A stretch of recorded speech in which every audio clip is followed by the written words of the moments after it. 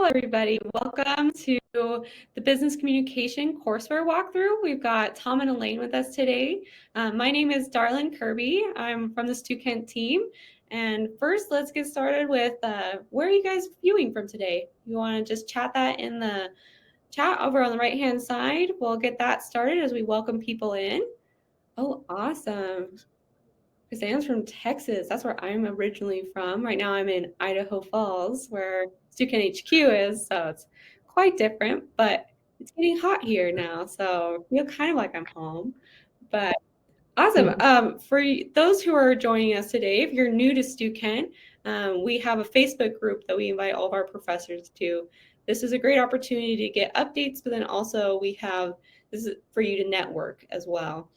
You're able to share assignments that you use in class, ask questions that you may want help with. So Brianna just posted that in the chat, so you're welcome to join there. It's a great opportunity, like I said, to network and just get to know your fellow educators. During the presentation today, if you have any questions for the Winships on their courseware, please put it in the chat. We'll be marking them down. We'll have a Q&A at the end. So your questions will get answered. It just might not happen right away, but please ask away. We'd love to hear from you. And for those who are still joining, go ahead and put your where you're viewing from today. And while you do that, I'm going to start introducing the Winships. Elaine Winship is the co-author of Business Communication Through College and Career and the subject matter co-consultant on the Mimic Business Communication Simulation. Elaine is an assistant professor of communications at St. Thomas Aquinas College in Sparkle, New York, where she researches and teaches various courses in communication, social media marketing, business, and public relations. She's been awarded Professor of the Year, Advisor of the Year, and the inaugural Faculty Service Award for exemplary service to the community, and many of her public relation events have earned Event of the Year awards. Before transitioning to academia, Elaine spent 14 years in the telecommunication industry, managing and directing sales and training and developing teams for Verizon Wireless. Her hobbies include antiquing, reading, writing, traveling, learning new languages, and spending time with her husband and co-author Thomas. Thomas Winship is the co-author of Business Communication Through College and Career, and also the subject matter co-consultant on the Mimic Business Communication Simulation. He is a business professor within the State University of New York system, the SUNY system, where he researches and teaches management and communications. He is the chair of the accounting program and faculty advisor to the Alpha Beta Gamma National Honor Society for Business and Professional Majors. Previously, he served as an MBA director for St. Thomas Aquinas College. Before transitioning to academia, Tom spent 20 years in the chemical and pharmaceutical industries, first within operations and then within training and development activities for human resources. His hobbies include reading, writing vampire novels, traveling, and spending time with his wife and co-author Elaine. From here, I'm going to turn the time over to the Winships, and we'll get to see what they've worked on this whole summer. Thanks so much, Darlene. And thanks to all of you for attending today and showing interest in our brand new courseware, Business Communication Through College and Career. We are busting with this excitement here, so we have tried to kind of contain it a little bit. So as we prepared for meeting you today and introducing our courseware to the world, that might be a little bit overzealous, but nevertheless, we figured let's take our own content advice or the advice from our content and analyze our audience. And we are pretty sure that the majority of the folks in the audience today are educators, instructors, professors who are doing their due diligence and trying to prepare for the upcoming year and researching courseware, textbooks, etc. And you can probably all agree that if you've taught communications or business communications, there exists or there are already a lot of very, very fine textbooks and on the market. Let's be real. You've probably used them. You could currently be using them. We have certainly used them, and we give a lot of credit to our peers But today we would like to talk a little bit about what differentiates our textbook from some of those fine examples that currently exist and that you may be using currently. So to get started, we want to talk a little bit about why we wrote the book. And I think it is an interesting story. We had absolutely no intention at all of writing a courseware, because it's not a textbook. I want to be true to the Stu Kent language here. It's so much more than just a textbook. So we had no intention of doing it, and that may not inspire confidence, but hopefully it inspires or helps you to understand a little bit of our authenticity. We were approached by the Stu Kent folks while reviewing some of their other courseware, and we shared the stories about some of the activities and experiential learning devices that we use inside of our business communication instruction. And that led to a discussion around, hey, you folks sound pretty well versed in this and you have a really interesting background. We'd like for you to write a book. So nevertheless, here we are, something we never thought we would do, something we never planned on completing or doing or endeavoring, and we have completed it. So that's how we got into writing this book. So we have a combined extensive 35 plus, but Tom keeps saying it's much more than that, 35 plus years in the professional realm, and specifically in the communication field. And we worked in the field before we found our way into the academic setting.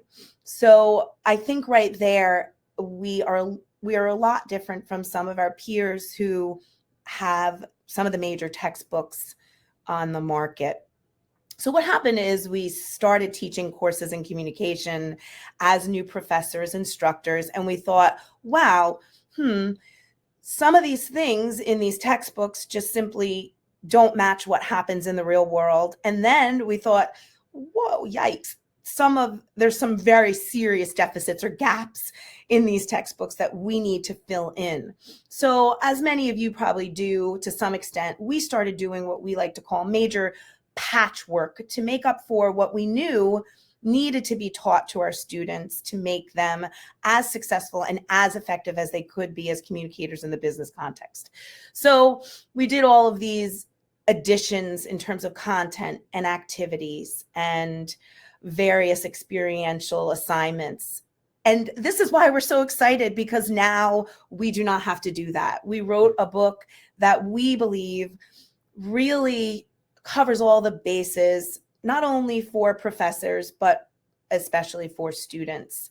And we think that we will help them to be as successful as they possibly can.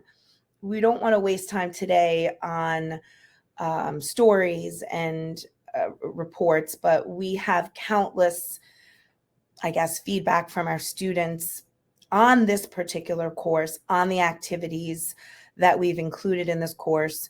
And this content has helped students not only get jobs and internships and land the position of their dreams, but they come back to us years later to say, hey, I reflect on my college career, and Professor Winship, your particular class in BizCom, I'm still using some of the content today or as I've been promoted.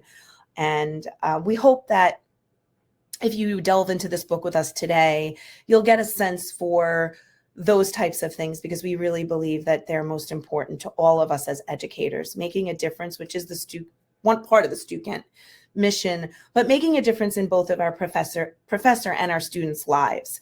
So specifically, we're going to go into the content today. We're going to run through the table of contents. I'm going to turn it over to my wonderful husband. Yes, we are still married after writing this book together. There were some rough patches, but we still like each other. And he'll talk to you a little bit about what makes us unique and different in more detail. And then we're going to run through what we believe are some of our, well, we have a lot of them, but our star activities. And then we'll take some questions from you in the end. So just to give you a little bit of our agenda today. So I'm going to turn it over to my co-author, Tom. Hi, everyone. Good morning, good afternoon, depending upon where you are. Possibly good evening, but I'm not that versed with time zones, so probably not. But I am going to jump into the Edify platform now so that we can share some of that. Let's hope it works. There we go. Okay. So if you go into Edify, obviously, I'm assuming many of you have, but it's possible many of you have not. But even if none of you have, we should take a look at this. So you go into Edify, you would log in. Obviously, it would allow you to choose our book, which I have done. And I am going to jump into our table of contents here. But you can see on your left toolbar, you have your textbook and then all the chapters and related resources and information broken down there. So the table of contents really kinds of to begin reflecting some of what makes our approach somewhat unique, or at least different in some way. And and I'll talk about those in a minute. But if we look at this, we kind of broke it down into these categories depending upon kind of the circumstance at the moment that the student would be, facing them or experiencing them. So of course, you begin with just understanding business communication or even understanding communication, and then business communication with a chapter that kind of overviews business communication, goes into the business writing process, and then workplace messaging strategies. So I will say, for those of you seasoned business communication professors and educators out there, that the chapter 2 and 3 do reflect a kind of a significant difference from what, at least in my experience, I've seen in the many textbooks I've used and looked at, in that many times the business writing process itself is broken down into 3 separate chapters, often some chapter revolving around kind of prepping and getting ready, a second chapter revolving around kind of drafting or the actual beginning to craft your messages, and then the third one around the kind of revising. And while a full chapter allows you much area to work within and give many examples and really delve deep into information, it doesn't reflect kind of the practical approach that the business world demands, which is be efficient, be effective, and kind of just give students or give workers, give customers what they need and kind of get in and get out. So we really felt like those 3 chapters are really just 3 steps of the same process and can be addressed adequately in one. And similarly, when we come to the chapter 3, the messaging strategies, often the business communication textbooks will break this out into 2, 3, sometimes 4 chapters, with each chapter focusing on a strategy, one for routine and or neutrals. A lot of times that's with positive or good news as well, but then a separate chapter for negative messages or bad news, a separate chapter for persuasion. And while, again, that can be very useful, after teaching this for many years and walking through that over many classes, the redundant nature of much of those the processes embedded within the strategies really starts to grind on even the nerves of the students that pay attention and say, I feel like I heard this before. So why can't you just tell me the differences here and we can move on? And when you take a look at everything that business communication tries to accomplish within one semester, spending 3 chapters on a writing process, 3 to 4 chapters on strategies really takes time and bandwidth away from things that have much more bang for their buck, if you will. Right. So we kind of broke it down there. And then we say, okay, so your next section, we've now laid that foundation. Hopefully the students understand business communication. And now we're going to take a look at kind of the real world piece, which is many of our students are beginning to, we call it find employment, but it can be internship, employments, graduate school. But like, what are you going to do now and then after this. So we take a look at the job search, we take a look at interviewing, and then we move into kind of the assumption that at some point you will land that internship, land that job. If you go to grad school, then you're still in education, so that, you know, this may be on hold. But at this point, we then dive into kind of professional behavior. So assuming that you have very little experience, meaning the student, not you, obviously. You have very little experience in the workplace, maybe none, no experience whatsoever.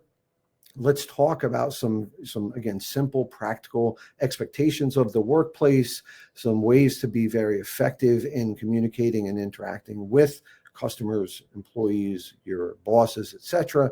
So we go from professional behavior through understanding nonverbal communication, which really, and even our peer reviewers kind of noted that they don't often see an entire chapter devoted to nonverbal communication, if anything beyond a paragraph here and there devoted to it. But we feel strongly that given the fact that many business students, right, because in my school and in my system, this course is part of the business major, while in Elaine's school, it's part of the communications major. So I know in my school, their business students will never take, unless they take it as an elective, any sort of communication course. So this may be their only opportunity to learn about nonverbal communication, which is of extreme importance. And I know I'm preaching to the kind of proverbial choir here, but very important in the workplace. So then we move on to working in teams. And then, because working in teams gets you to talk about group dynamics, of course. And then we finish with now specifics about performing your job. So using email, using all sorts of electronic and digital communication tools and platforms, moving into meetings, and then presentations, designing and delivering, which this is another kind of differentiator, and which will tie back in a minute to one of my points to make about our differentiating, if that's even the right word, from a communication standpoint. Our differentiating kind of points there is the breakdown of presentations into 2 chapters. So it's, again, not feeling rushed and hurried, and then finishing with some of the kind of formal communication that you may be expected to have to create and distribute as an employee, like letters, memos, and then even more in-depth reports and proposals. So a quick kind of run through, or a semi-quick run through the table of contents, just to kind of set the context for the rest of the conversation, which is then, so what is unique or different about our textbook? And I'm sorry if I give anybody whiplash or vertigo with the scrolling, but I wanted to get back to the top for no reason other than it felt better to be at the top than all the way at the bottom. Yeah. But what makes us different? We've shared a bunch of it already, so much of this is going to be redundant, but to keep it contained within one specific section of this, we believe there are really 4 points that serve as real differentiators or unique factors contributing to this book, or specifically within this book. The first one being, of course, our real depth and breadth of experience in the professional world. It really seems, if not hypocritical, really close to it, aligning with hypocrisy, to teach a subject like business communication if you've never worked in the kind of professional environment. Now, I know that, and I've had this conversation with many of my colleagues over the years, who say that, you know, just working for the institution counts, and it does to a certain extent, but adjuncts are usually not as included as they could and or should or want to be. So you don't necessarily have experience with all of the dynamics and expectations and just goings on within a workplace. And that applies to full-time faculty as well. There is a real kind of disconnect in many institutions between the business side of it, the professionally run side of it, and the communication that goes on. So while those connections can be made, if you haven't come out of, or if you aren't in the professional world, you really don't have, we believe, as much of an understanding as can really kind of build into this. So that's And number this one. book fills in those gaps. Right, For and the this book- professor who's never who's never worked, right? And Mhm. hopefully people will see the value of that. The second one is that the book really does adopt a practical approach. I mentioned earlier that we are driven by kind of that business mantra of consume as few resources as possible. So in this case, use as few words as possible, a little time, as few pages, and there's not pages here, but few chapters as possible. And I don't need 10 examples if 2 will suffice or should suffice, and then leave the rest to the instructor to kind of build out to meet their teaching style and preferences, so on and so forth.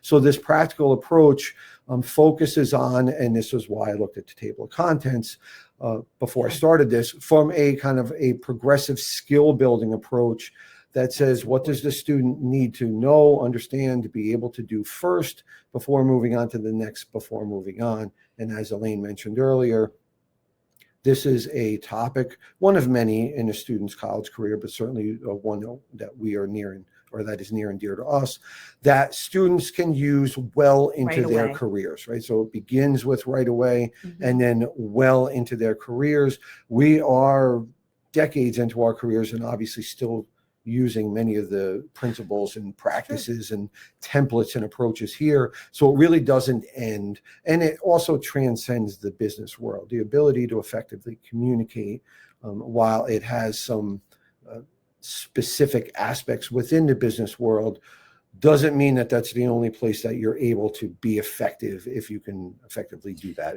it moves out beyond that. And I think, are you going to talk about the table of contents and how we ordered it?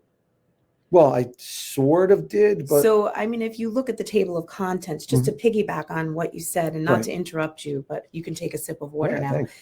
I'm not quite sure if you said it. Maybe I wasn't listening well. I didn't use our listening skills, and Which are in the book. If you look at a lot of the business communication texts out there, they push some of the things that we put up front to the very last chapter. And vice versa. Yeah. Some textbooks will cover letters and memos in particular very early. Right. Where understandably in your personal life, you may be writing letters, but those aren't business letters. So why would you don't cover that, and you won't be tasked with that until you are employed. Get a job, and that's your assignment. So why wouldn't it be within the textbook and following that chronological So we flow? tried to order our table of contents in a logical way that follows with the title of our book. And also you'll soon see, I don't know if we'll see today, but also the simulation that the students can use.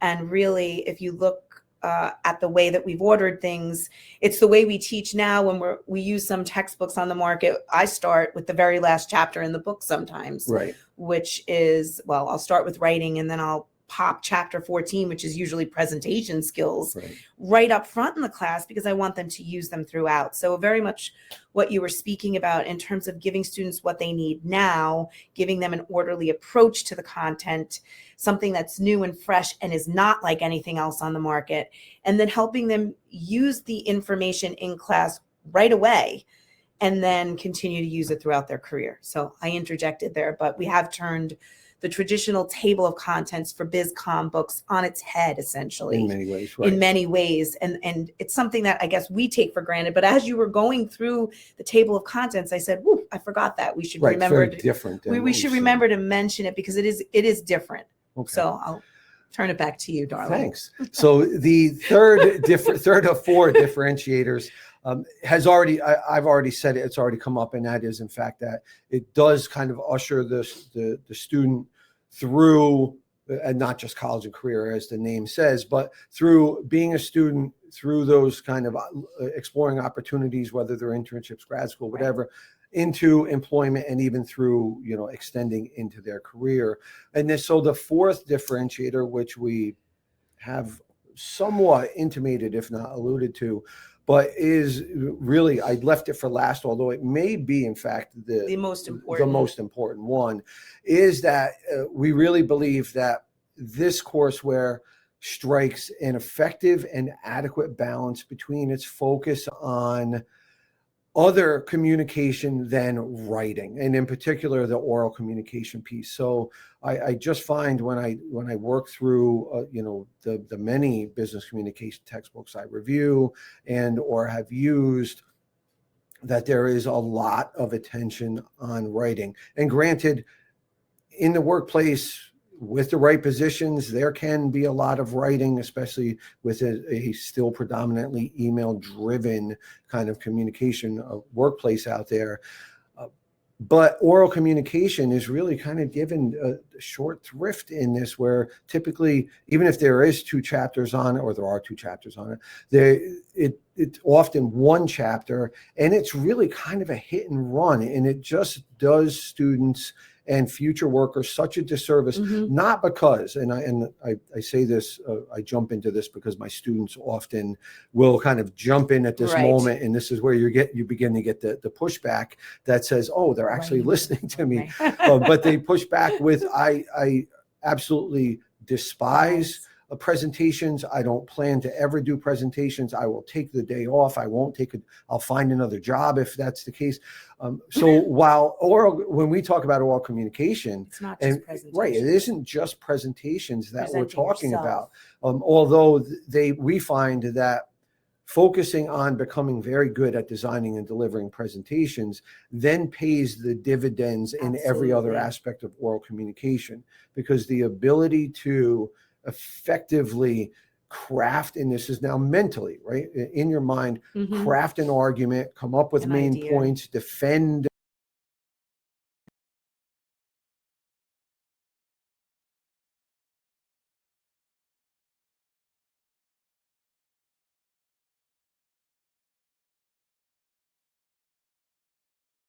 You never know.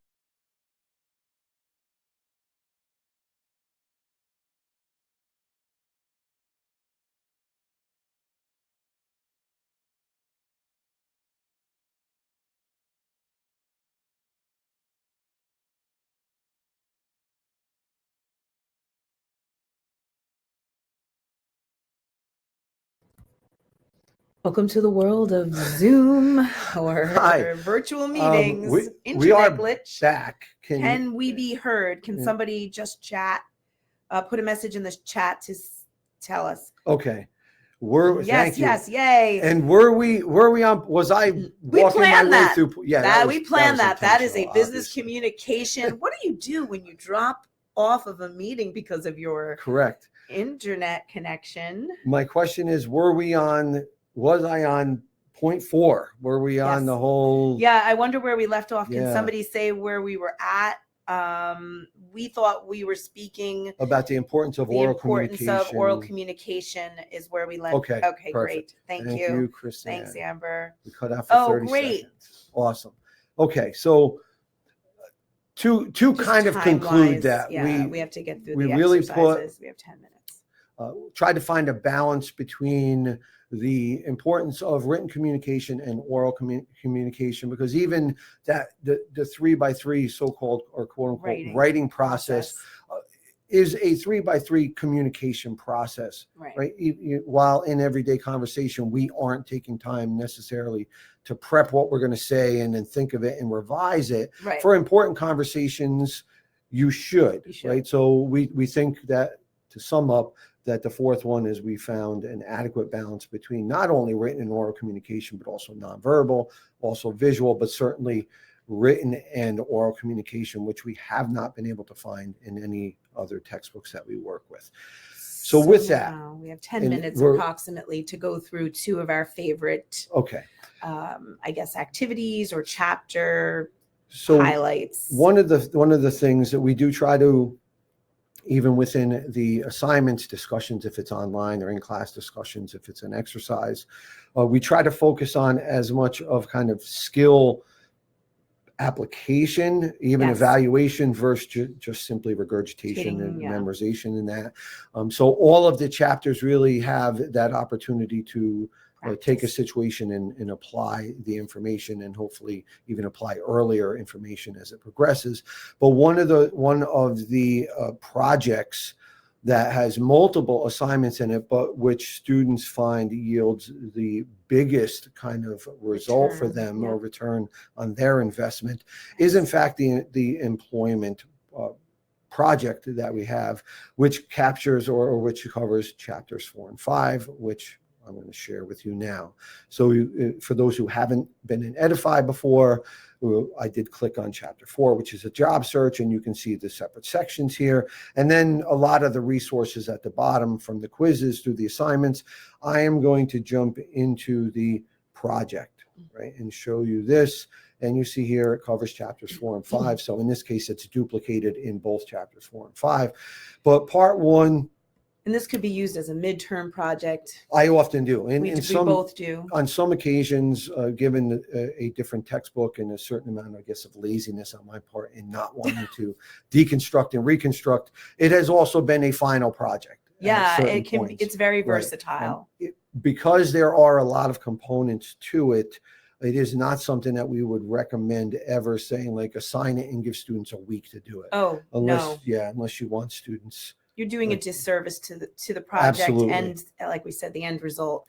It is a multi-week project, and I'm pretty sure that some of the sample schedules that we offered in here do try to capture kind of the essence of that.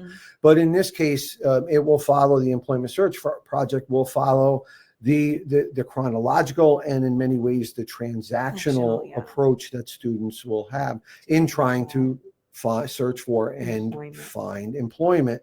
So they will start with, and you see all of these activities, which should be completed in this order as it says. First, they would create a foundational resume, because this constitutes their opportunity to kind of take stock of what they're bringing to the table, what they're hoping to get out of this process, what companies are interested in, what cultures they're interested in, what jobs they may or may not be qualified for, interested in, etc. So they start with that foundational resume, which is not going to be the resume that they actually distribute, other than in special circumstances or if time is really limited. Then they would move from that into the actual searching for employment.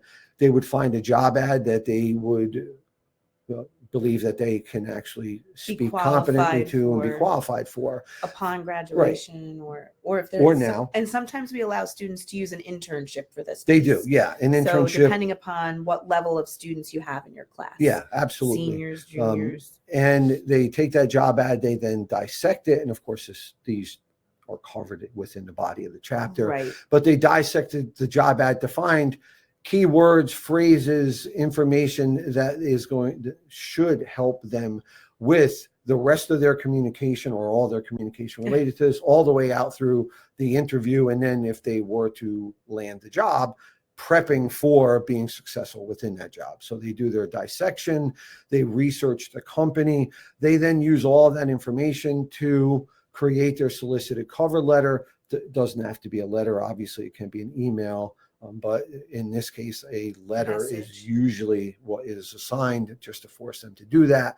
They then customize that foundational resume to have a resume that is targeting this opportunity. Right. They then create their references page. And of course, from an optional standpoint, there are additional ones if the instructor is really kind of has a lot of, is either aggressive in terms of what they want to do. They really feel strongly about this. The students are engaged, and maybe there aren't that many in the class, and you feel like you really could kind of get them to devote to this, or for whatever, of a variety of reasons. Semester. Yeah, you can actually have them, now they're ready to create a LinkedIn profile. And as I tell my students, I teach at a community college, so often their stance is this is a 200 level course. I'm going on to a 4-year school. Why do I need a LinkedIn profile now? Like I don't, and I say every business student should have a LinkedIn profile of some type, because you never know when opportunity is going to find you. Right. But nevertheless, it shouldn't be something that's hastily cobbled together or doesn't represent you well. So once you've gone through coming up with references, putting together at least that foundational resume, and starting to do all of that, taking stock, you have enough information to put together a really good LinkedIn profile. And then of course you can also have them record a video resume, and again, depends upon how much you How want much to time take you on. have. From there, chapter 5, which then delves into the interviewing piece, we'll walk them through the interview process. So they return to that company research and they put together, we actually have our students put together a report, because you're trying to determine, as that applicant or possible applicant, Right. candidate, if you are in fact, or believe you are, a good fit for both the position and the culture of the organization. Right. So you were saying, give us information that you are using to back up the fact that you believe you are a good fit for this. Right. So everything from, the history of the company and some of the things you would expect, products, services, longevity, who's in charge, what recent news, what recent PR have they had, Competitor what info. industry, competition, recent troubles. But then beyond that, what do reviews say? What do employees say? If you're on LinkedIn, are you getting a pulse? Are you on their social media? Have you checked Glassdoor? So all of these things to get a real comprehensive view of the organization. And then we have them actually write responses to Word kind for of these word. quote unquote common interview questions, because practice may not make perfect, but practice can make you pretty darn good. And the interview is an opportunity, and in many cases, your final opportunity to sell yourself as a candidate. So being prepared is of paramount importance. So we have them work through these.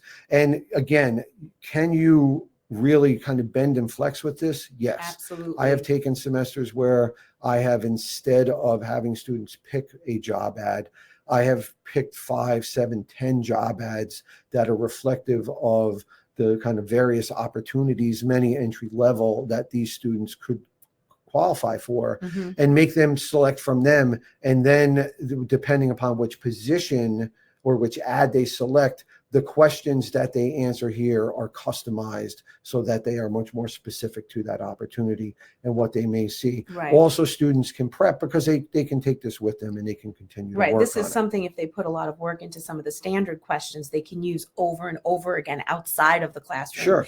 And even if you start doing situational and behavioral, Right. and you start coming up, especially behavioral, and you start coming up with those stories, leadership, you want to be teamwork. able to, share those at the drop of a hat without having to really struggle. And like, we know how important storytelling is. The better you are at it, the more likely you're going to make a great impression. Correct. So, and then of course, again, it's not part of what you see in front of you, but it is one of the suggestions at the bottom, is you can really blow out the interview piece. Elaine actually does mock interviews with Inside each the of her class. students. They have to dress in what's business appropriate for the job that they're applying for. Mhm. They sit there, it's filmed, there's peer feedback.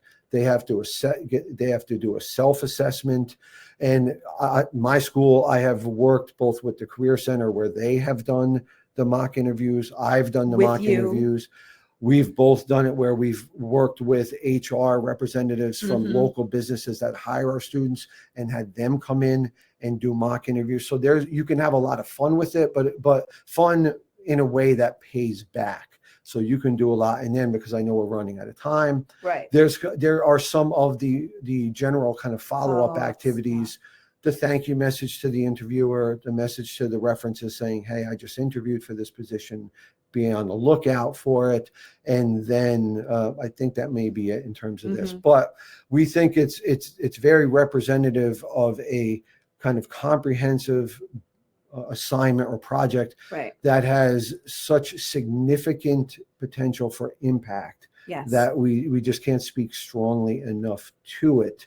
But just to give you, I think and we're so happy to have this forum to share that it with you. Your students, because no one listens to us. And well, no, your students will both love you and hate you for this. Yes. My students say they've been Winshipped. Right. They've coined that term because making them go through every step of this process is painful for them, especially for me, because I make them sit in front of me and I play the interviewer, Right. and they have to answer these questions out loud, which there's so much value in just pulling words and phrases and practicing.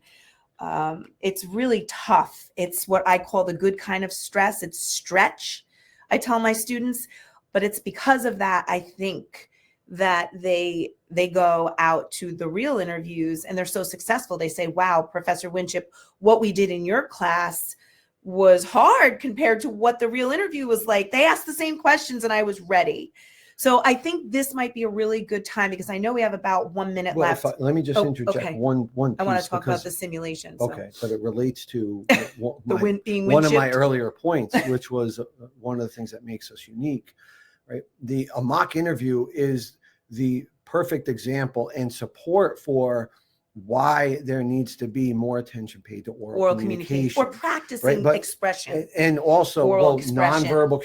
nonverbal communication is part of that, and even visual communication is Absolutely. part of that. So it's a great way to kind of tie it all together, right. and it has such a practical application because these students will be, again, argue with colleagues or debate with colleagues or discuss with colleagues who say, my students are going to be history students. They're going to be art students. They're going to go XYZ, and they're not going to go in the business world. But it's highly unlikely. Whether you're looking for grants, loans, you have customers, you have clients, you have interactions with the person that you're leasing the building from. Right. It's still, that's business communication. So I lose that argument every time because people don't really care enough to continue with it. But the ability to kind of encapsulate the various communication types into one assignment is really impactful. So really quickly, stop sharing my screen here. I know let's stop sharing. I know we're running out of time, or we're running close to our end time, but I think it would be remiss of us to not mention the Mimic Social supplementary component of our courseware. So the book is in our opinion, very, very applicable to students. But with the Mimic Social, now they're actually following a fictional student go from that really is mapping out their same progress. That student in the simulation is going from one that's exploring career options, meeting with career counselors, putting together their resume, going through the interview process, earning the job, and then having to acclimate to the position.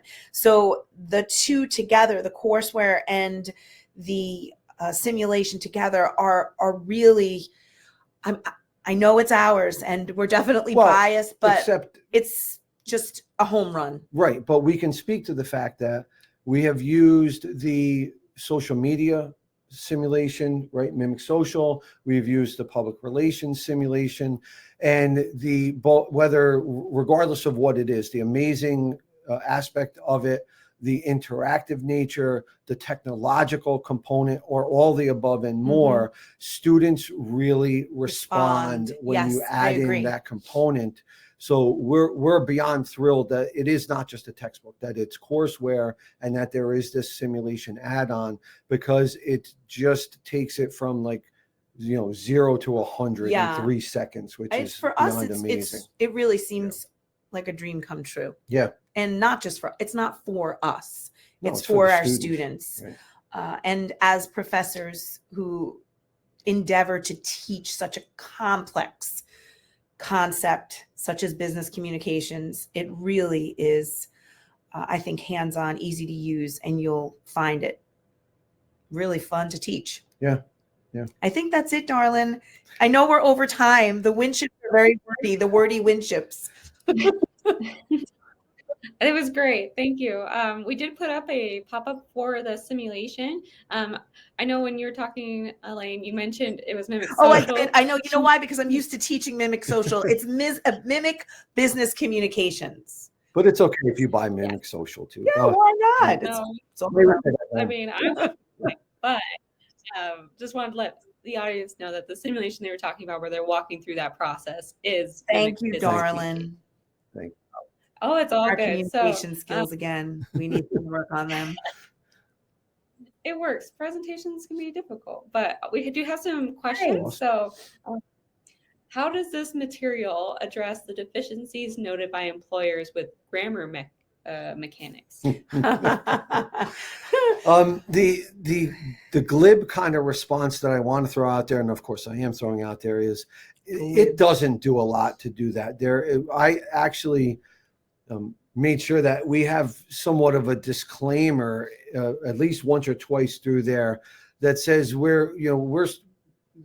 we are writing this and kind of designing it from a standpoint that the student has like a real solid basic understanding of grammar, mechanics, and being able to handle both written and oral communication of the English language, knowing that that is not always the case. Mhm. But if you attempt, and well, let me go back, right? One of the Prerequisites for the reasons course, why, too. well, but one of the reasons why many business communication textbooks do in fact break that business writing process down into 3 steps Mhm. is because when they focus on step 2, which is the drafting or the writing, and then step 3 being the revision, they can spend more time on that kind of, hey, let's look at the mechanics, let's look at the grammar. But even with that, it isn't enough, at least from my opinion, obviously, is what Or I'm sharing exercises. here. Right. I prefer not to do something and then do kind of a halfway job of it. Like Yeah. if a student, and this is up to the instructor, is really deficient in those areas, they have to find resources elsewhere to help them. The Career Center, Student Services, Writing services, something along those lines. Because if you attempt to teach that or help a that student will with become that, the whole course. it will be, and it's not. It isn't what students are there for, and the majority of the students at least are semi. But we do suggest making your basic writing course as a prerequisite Absolutely. for this course. So in my school, students who are juniors and seniors take my course because I don't want to spend time on just grammar, English syntax, when I'm trying to teach these other very big and important concepts. Yeah. And it's just something to consider. Yeah, definitely. But it's a great question. And if I had my preferences, which I do not, I would have this at a school at a 300 or 400 level as opposed to below that, so that you would have students, or a prerequisite of the writing, if right, you can. but have progressed and shown enough skill to Mhm. be able to handle more complex applications. In my school, it is a 200 level course, and we do get some sophomores that filter in.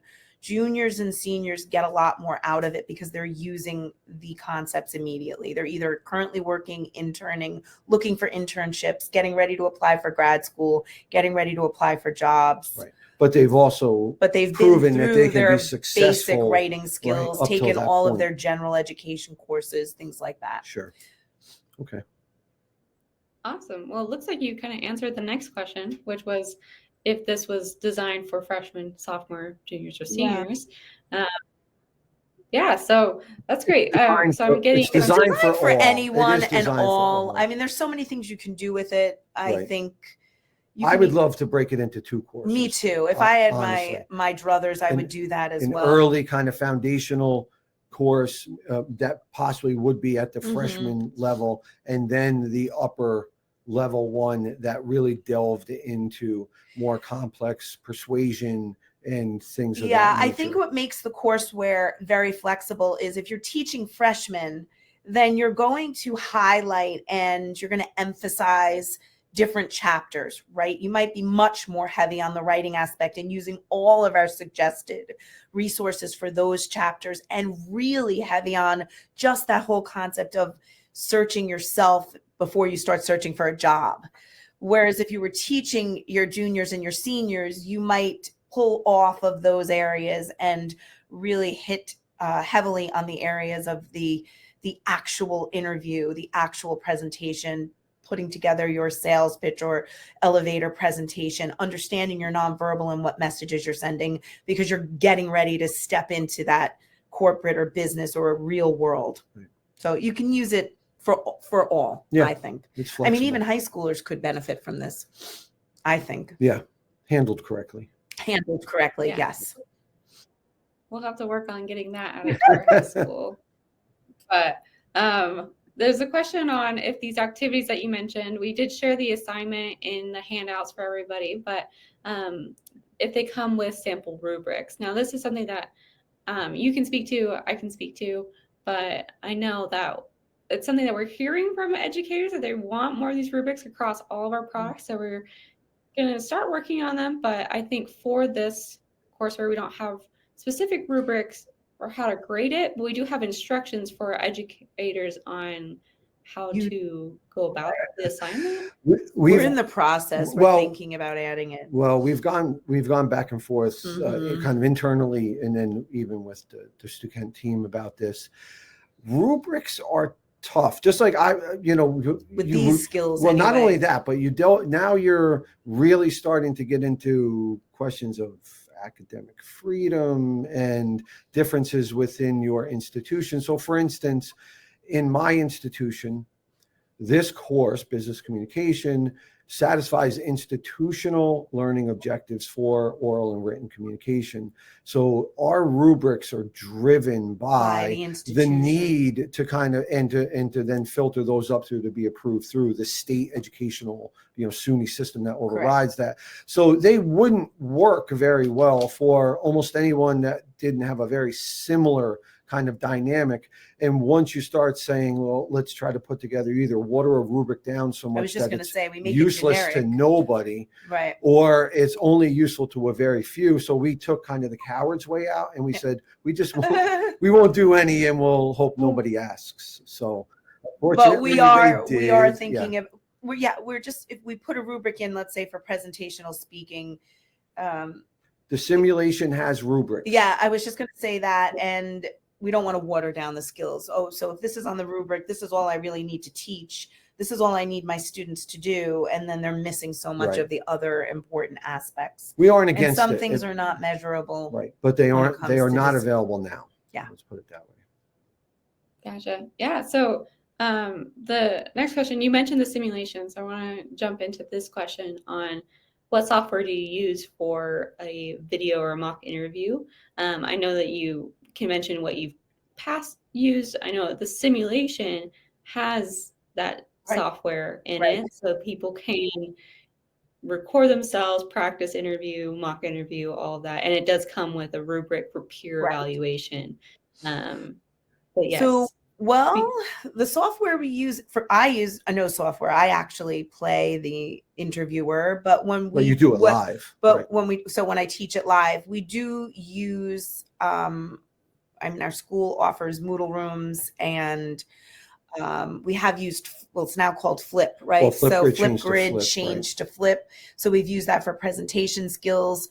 We've even used that during COVID. We did use Flip, I think, for mock interviews. They had to actually all the time. Practice their questions and respond. And then there was that other thing we used where they got asked the questions and had to answer. There's myinterview.com, and there's another one that slips my mind, but it's in the chapter. If you're teaching a traditional, I don't know what, every school has different definitions, but if you are teaching traditional course and you are standing in front of your students, there is nothing more powerful than saying your interview's on Tuesday. It will be a 10-minute interview for the job that you chose. I will play the interviewer, and I'm going to ask you the questions that you've prepared in writing. Students sweat it, and they flub their way through it, but they learn so much from it. There's nothing that can take the place of that. But I think, anyway, given the proliferation of online and hybrid courses, and of course, when the pandemic that we are still not out of, correct. It's slipping my mind now. Applicant tracking systems, of course, for the job search, and many times they have a record a video response to this question component to them.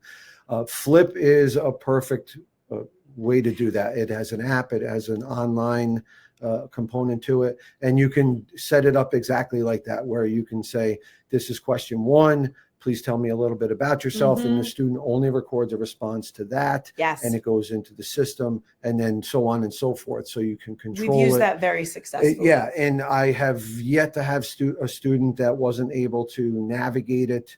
It's very easy, very friendly. So that's what I would recommend. Unless you want something more robust, like a myinterview.com actually comes with like an interface that looks like an applicant tracking system, or at least it did the last time I used it. So there are a lot of options out there. And then if you purchase the bundle and you choose Mimic Business Communication, you're going to give the students a sense of that. So if they're in class with you, you can do some live mock interviewing, and then they can get a sampling of some of the feel for what it's like to be recording your answers without that nonverbal feedback of the interviewer on the other Right. side. And I like that, because students do that now a lot. one of the biggest challenges companies do that you may have to help students overcome, regardless of what they're recording, whether it's a video resume, responses to interviews, will be finding that balance between good enough and perfection, because you'll have students that will come in and be like, I recorded 50 takes and then gave up on it. Even though the assignment directions will say, please do not, like, don't do more than 5 takes, or 4 takes, whatever it is, and pick the best one. But you'll have to manage indicative that. of the world we live in, and the impact of social media documenting on everything. perfection. Sure. Okay. That's another class we teach, so we won't get into that now. I hope we answered that, and if we didn't, unfortunately, we forgot what it was. So, Darling, we Winship ourselves. That was great. I think it's awesome. The simulation does pair very well with your book too, and teaching those concepts and then being able to apply them. We had this last question. You kind of mentioned as you're talking about how we're still in the pandemic, and this can be hybrid, it could be online. All of these activities, the courseware, the simulation, any of the assignments or projects in the courseware, all of them can be used for in-person or online class. And in the courseware, there's even instructions for online teaching or in-person teaching. And so that helps you out wherever you are as an educator. If you are teaching hybrid, if you're doing just one or the other, I was able to answer that one, so I felt good about that. Yeah, I know that's something that we really tried to do here at Stucan, is make it available to all different type of educators. And teaching. And we do, and we teach in all 3 modalities. Well, not only 3. 4. We do traditional, we do accelerated, we do hybrid, accelerated, online accelerated. So we really thought about that when we were putting this courseware together, because we plan to use it in all of those different modalities ourselves. I just finished teaching a 6-week online summer course of BizCom, and it does take, as I said, bending and flexing and becoming creative. And I would not want to be the student taking the course, but luckily I'm not. I think it is designed, it's tough. Intentionally designed to try to build in as much flexibility as possible. Awesome. Well, thank you guys so much. It's been such an awesome presentation, and thank you all for your questions. We'll throw up another pop-up to check out the courseware and the simulation. It's an awesome grouping of a lot of hard work from the Winships, and a lot of thought and effort into making it available for all of those modalities like they were talking about. And you can join the waitlist for that simulation. It should be arriving before fall, but you'll be able to use it in your fall classes or for this upcoming spring. And just a reminder of that handout section on the top right of your screen, we shared a sample syllabus with you so you can understand how to position it in your course, as well as a sample calendar, and then additionally that assignment that the Winships went over. So you can use all 3 of those to help you with your, either, like I said, this fall or any upcoming semesters you have. But thank you again to the Winships. Thanks everyone. Yes, thank you. We can see all your time and effort. And to all of you who are here, thank you for your time today. I know it's probably your summer break, so we really appreciate it. We do have several other events going on this summer before fall. We have some courseware events like today, as well as just some other free webinars that you can join.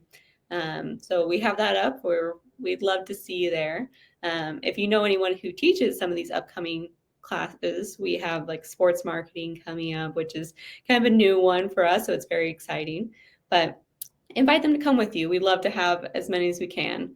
We'll be sending out this recording afterwards, and so you'll be able to, if you need to go back and walk yourself through of how to get into Edify. Tom did a great job, so we'll definitely share that with you guys. But that's pretty much it for today. So thank you all for coming, and we will hope you have a great rest of your Wednesday. Thanks, darling. Bye-bye.